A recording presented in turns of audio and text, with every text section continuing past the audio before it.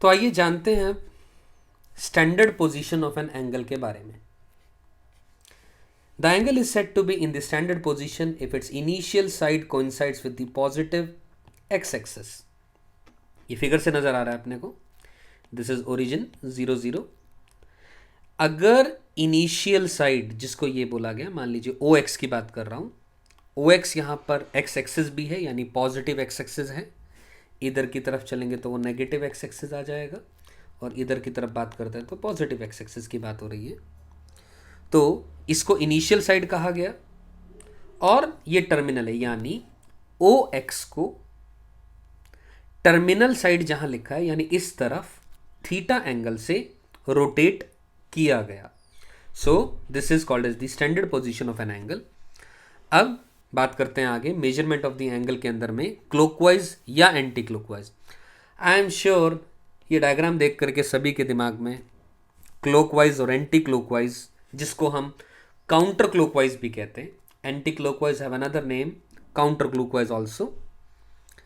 घड़ी देख करके तो समझ में आ ही रहा है, अरे भाई घड़ी जिस डायरेक्शन में मूव करती है, घड़ी की जो निडल्स होती हैं जिस डायरेक्शन में मूव करती हैं, उस डायरेक्शन को क्लॉकवाइज मूवमेंट कहा जाता है, और एग्जैक्टली ऑपोजिट डायरेक्शन को एंटी क्लॉकवाइज यानी काउंटर क्लॉकवाइज मूवमेंट कहा जाता है।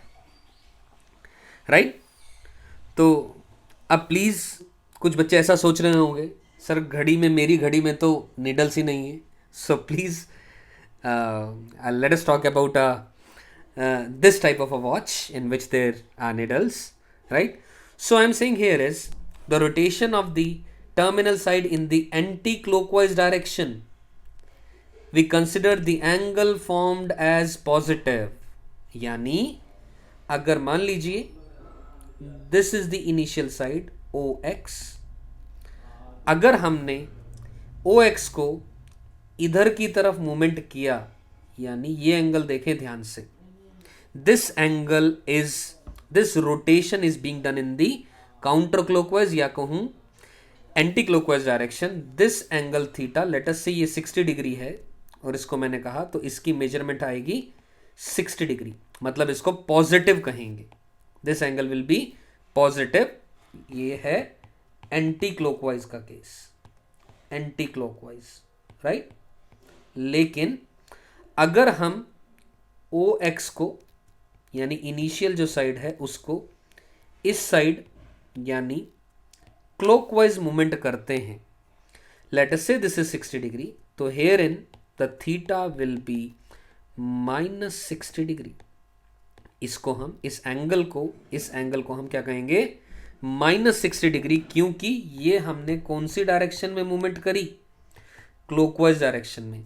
This direction is clockwise, right, and उल्टा चलूं तो मैं, ये एंटी क्लॉकवाइज है यानी इस तरीके का एंटी क्लॉकवाइज डायरेक्शन होगी। सो अब कुछ बच्चों के मन में सवाल आया होगा, सर ऐसा क्यों ले लिया? अरे भाई कन्वेंशन है ये, this is a standard convention taken in a similar manner. आप इसको देख के अच्छे समझ पाएंगे।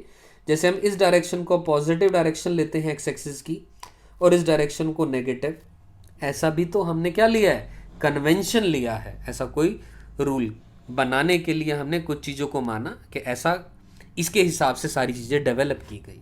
Correct? Moving on further, measurement of the angle. So depending on the position of the terminal side, we decide the angle in the different quadrants. अब quadrant word के बारे में बाद में बात करेंगे।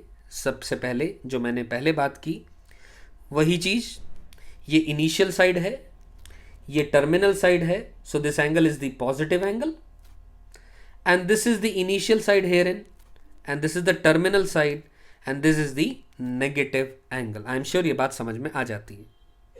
रही बात क्वाड्रेंट्स की, will come to this point after some of the slides. Let's move on. अब एंगल्स के बारे में जब बात कर ही रहे हैं हम, तो थोड़ी और बात कर लेते हैं। आई एम श्योर वैसे सभी को ये डायग्राम देख करके समझ में आ रहा होगा, लेकिन still let us revise certain things, और मे बी कुछ चीज़ें हमें नहीं पता लगे। जैसे कि ये एंगल 90 डिग्री से छोटा है, सो this is acute angle. This is 90 degree, so this is a right angle.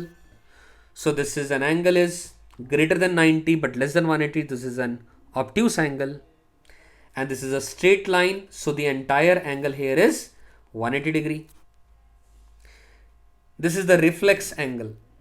ये जो एंगल था जो इन दोनों साइड्स के बीच में, उसके बाहरी एंगल ये वाला, this one is called as the reflex angle, जो कि 180 और 360 के बीच में होगा, क्योंकि ये टोटल एंगल, ये पूरा अगर मैं रेवोल्यूशन कंप्लीट करूंगा तो दिस विल बी 360 डिग्री, और ये जो एंगल आ रहा है, if this is, let us से मैंने इस एंगल को मैंने थीटा लिया, तो कंफर्म है जो थीटा है वो लेस देन 180 डिग्री है, ऑब्वियसली ग्रेटर देन 0 है। तो 360 में से अगर मैं थीटा घटाऊंगा, so this angle is the reflex angle. तो 360 में से 180 से कम घट रहा है एंगल, तो ऑब्वियसली 180 से बड़ा और 360 से छोटा एंगल आएगा, right. This is a complete revolution, जो मैंने जिक्र किया यहाँ पर, ये बात करी कंप्लीट रेवोल्यूशन, दिस वन, ये पूरा का पूरा revolution is 360 degree, correct. So these are opposite angles, vertically opposite भी हम कह सकते हैं इसको, हमने बचपन में पढ़ा हुआ है, थोड़ा 8th या 9th या 7th स्टैंडर्ड के अंदर में वर्टिकली ऑपोजिट एंगल्स के बारे में पढ़ा है। और ये है कॉम्प्लीमेंट्री एंगल्स। ये पूरा एंगल अगर 90 डिग्री है तो angle A plus angle B अगर 90 डिग्री हैं, तो ऐसे दोनों एंगल्स को कहा जाता है complementary angles. I am repeating, if the sum of the two angles is 90 degree, then we call those two angles as complementary angles or complementary pair. And in a similar manner, इसी तरह if theta 1 plus theta 2 is 180 degree, then this pair is called as the supplementary pair.